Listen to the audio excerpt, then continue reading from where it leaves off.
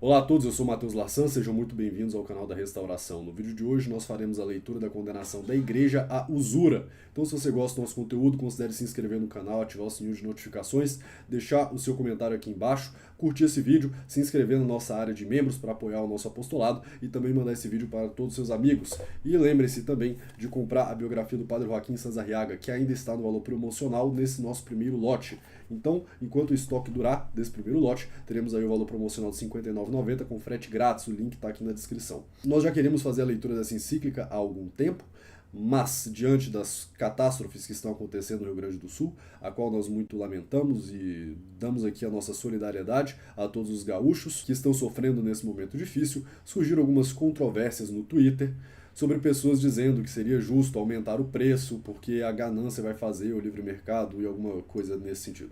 Coisas bem, né, o mercado se vai regular e coisas assim.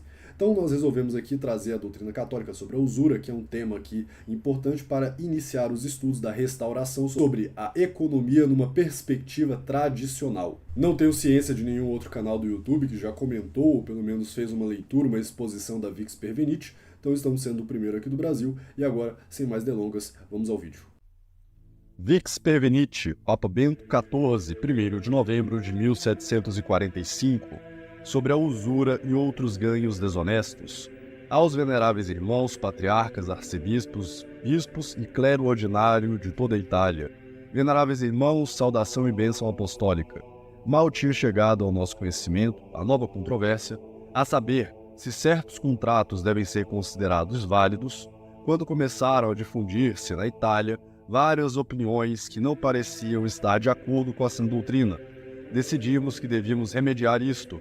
Se não fizéssemos imediatamente, tal mal poderia adquirir nova força pela demora e pelo silêncio. Se negligenciássemos o nosso dever, poderia ainda espalhar-se mais, abalando as cidades da Itália até agora não afetadas. Por isso, ordenamos-lhe, então, que considerassem cuidadosamente todos os aspectos do assunto, procurando, entretanto, uma solução. Após esta consideração, deveriam escrever as suas conclusões. Não lhe pedimos que pronunciassem sobre o contrato que deu origem à controvérsia, uma vez que não estavam disponíveis os numerosos documentos de que necessitariam. Pedimos-lhes antes que estabelecessem um ensinamento fixo sobre a usura, uma vez que as opiniões recentemente difundidas no estrangeiro pareciam contradizer a doutrina da Igreja. Todos cumpriram essas ordens. Deram os seus pareceres publicamente em 2 convocações, a primeira das quais teve lugar na nossa presença no dia 18 de julho do mês passado e a outra no dia 1º de agosto do mês passado. Depois apresentaram os seus pareceres por escrito ao secretário da convocação. De fato, mostraram ser unânimes nas suas opiniões. A natureza do pecado chamado usura tem o seu lugar próprio e origem num contrato de empréstimo. Este contrato financeiro entre partes concordantes exige, por sua própria natureza, que um devolva ao outro apenas o quanto recebeu. O pecado assenta no fato de, por vezes, o credor desejar mais do que aquilo que deu. Por isso, afirma que lhe é devido algum ganho para além do que emprestou, mas qualquer ganho que exceda o montante que deu é ilícito e usurário. Não se pode perdoar o pecado da usura argumentando que o ganho não é grande ou excessivo, mas sim moderado ou pequeno. Nem pode ser perdoado argumentando que o mutuário é rico, nem mesmo argumentando que o dinheiro emprestado não é deixado ocioso, mas é gasto de forma útil, seja para aumentar a fortuna de alguém, para comprar novas propriedades ou para se envolver em transações comerciais. A lei que rege os empréstimos consiste necessariamente na igualdade entre o que é dado e o que é devolvido. Uma vez estabelecida a igualdade, quem exigir mais do que isso viola os termos do empréstimo. Portanto, se alguém recebe juros, deve restituir segundo o vínculo comutativo da justiça. Sua função nos contratos humanos é assegurar a igualdade de cada um. Esta lei deve ser observada de maneira santa. Se não for observada com exatidão, deve ser reparada. Com estas observações, porém, não negamos que, por vezes, juntamente com um contrato de mútuo, outros títulos que não são de todo intrínsecos ao contrato possam correr paralelamente a ele. A partir destes outros títulos, surgem razões inteiramente justas e legítimas para exigir algo para além do montante devido pelo contrato. Também não se nega que, muitas vezes, é possível a alguém, através de contratos totalmente diferentes dos empréstimos, gastar e investir dinheiro legitimamente, quer para se proporcionar o rendimento anual, quer para se dedicar a atividades comerciais e empresariais legítimas. Estes tipos de contratos podem dar origem a um lucro honesto. Existem muitos contratos diferentes deste gênero. Nestes contratos, se a igualdade não for mantida, o que for recebido para além do que é justo constitui uma verdadeira injustiça, mesmo que não se enquadre exatamente no conceito de usura, uma vez que não existe qualquer reciprocidade aberta ou escondida, a restituição é obrigatória. Assim, se tudo for feito corretamente e pesado na balança da justiça, estes mesmos contratos legítimos bastam para fornecer uma norma e um princípio para o exercício do comércio e de negócios frutuosos para o bem comum. As mentes cristãs não devem pensar que o comércio lucrativo pode florescer com usuras ou outras injustiças semelhantes. Pelo contrário, aprendemos da revelação divina que a justiça eleva as nações. O pecado, porém, torna as nações miseráveis.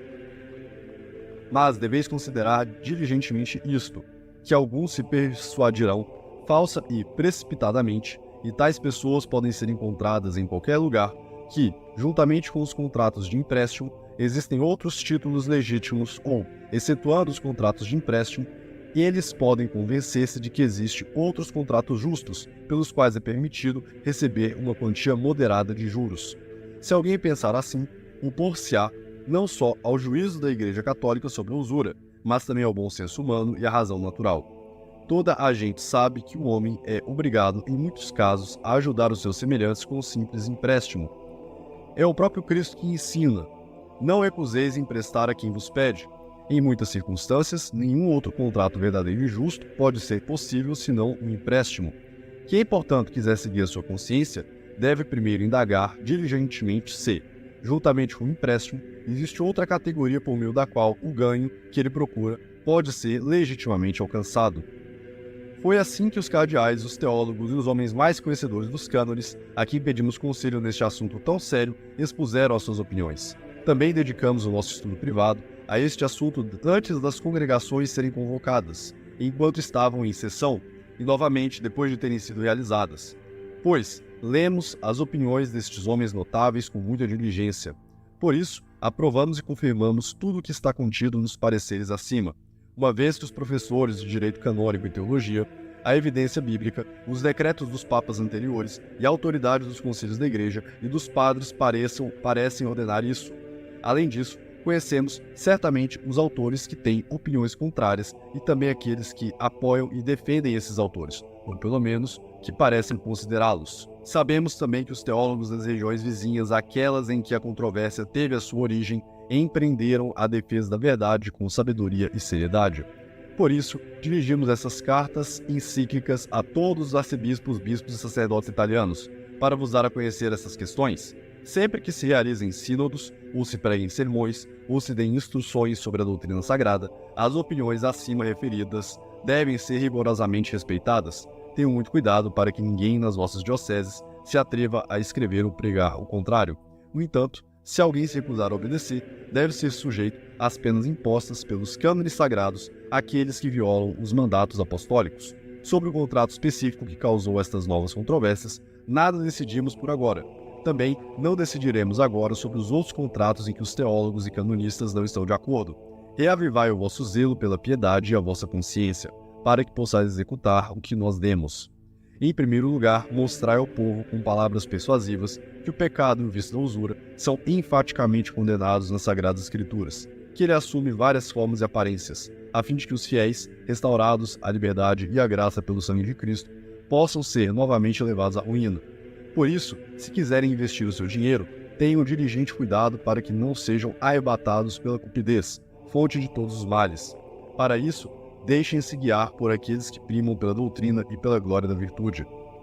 Em segundo lugar, alguns confiam na sua própria força e conhecimento a tal ponto que não hesitam em dar respostas às questões que exigem um conhecimento considerável da Sagrada Teologia e dos cânones. Mas é essencial para essas pessoas também evitar os extremos, que são sempre maus. Por exemplo, há alguns que julgam essas questões com tal severidade que consideram ilegal e usurário qualquer lucro derivado do dinheiro. Em contraste com eles, há alguns tão indulgentes e tão negligentes que consideram livre de usura qualquer ganho, que não se apeguem demasiado às suas opiniões particulares. Antes de responderem, consultem vários escritores eminentes, pois aceitem os pontos de vista que entendem ser confirmados pelo conhecimento e pela autoridade. E se surgir uma disputa, quando algum contrato for discutido, que não seja lançado insultos àqueles que têm a opinião contrária. Nem se afirme que ela deve ser severamente censurada, especialmente se não carece do apoio da razão e de homens de reputação. De fato, os gritos e as acusações clamorosas quebram a cadeia do amor cristão e ofendem e escandalizam o povo. Em terceiro lugar, aqueles que desejam manter-se livres e intocados pela contaminação da usura e dar o seu dinheiro a outrem, de tal forma que possam receber apenas um ganho legítimo, devem ser admoestados a fazer um contrato de antemão. No contrato, devem explicar as condições e o ganho que esperam do seu dinheiro. Isso não só ajudará muito a evitar preocupações e ansiedades, como também confirmará o contrato no domínio dos negócios públicos. Esta abordagem também fecha a porta a controvérsias, que já surgiram mais do que uma vez que esclarece-se o dinheiro que foi emprestado sem juros aparentes pode, de fato, conter usura oculta. Quarto lugar, exortamo-vos a não dar ouvidos àqueles que dizem que hoje a questão da usura está presente apenas no nome, uma vez que o ganho é quase sempre obtido a partir do dinheiro dado a outro. Quão falsa é essa opinião e quão distante da verdade?